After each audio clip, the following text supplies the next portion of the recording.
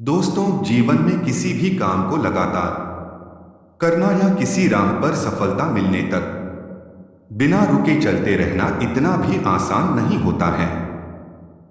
लेकिन आप लोग निराश मत होइए, क्योंकि अगर समय समय पर हम प्रेरित होते रहे तो यह काम भी आसान हो जाता है। आज की एक छोटी सी मोटिवेशनल कहानी आप में नई जान फूंक देगी और आप जिस भी काम को लगातार करना चाह रहे होंगे उसके लिए आपको प्रेरणा देगी। इसलिए मेरी आपसे रिक्वेस्ट है कि इसे आप एक बार पूरी जरूर सुनिएगा। तो आप सभी का धर्मा स्टोरी 721 पे स्वागत है। कहानी अच्छा लगे तो एक लाइक जरूर करें। चलिए शुरू करते हैं कहानी को। एक छोटे से खेत में एक जवान लड़का और उसका दादा मिट्टी खोद रहे थे। वे मिट्टी को पलट रहे थे, उसकी गांठों को तोड़ रहे थे ताकि मिट्टी उस वर्ष की बुवाई के लिए अच्छे से तैयार हो सके। उस काम में काफी कड़ी मेहनत थी, लेकिन उनके सभी प्रयास एक अच्छी फसल प्राप्त करने के लिए आवश्यक थी। बूढ़ा आदमी अपने 70 की उम्र में भी अच्छी तरह से कड़ी मेहनत कर रहा था।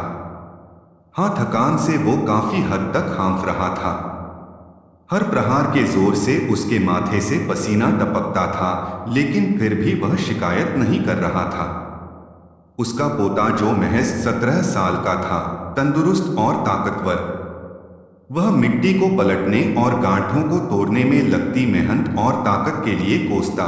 फिर वहां खड़े होकर वह हांफता और थोड़ी देर के रुक जाता। थोड़ा आराम करने के बाद एक बार फिर से काम शुरू करने से पहले शिकायत करता। थोड़ी देर बाद युवा पोता देखता है कि उसके दादाजी ने जितना काम कर जमीन को तैयार किया वो खुद ने की तैयार की जमीन से बहुत ज्यादा है। दादाजी, जब आप इतने बूढ़े हो फिर भी आपने मुझसे इतना अधिक काम कैसे किया? पोता अपने दादा से पूछता है। दादाजी ने उसे जो जवाब दिया उसकी उसे उम्मीद नहीं थी। जब हम किसी काम को मुश्किल मानते हैं और उसके बारे में ज्यादा सोचते हैं तो सच में मुश्किल हो जाता है, और हम बिना सोचे जब उसे करते हैं और करते ही रहते हैं तो वो आसान हो जाता है।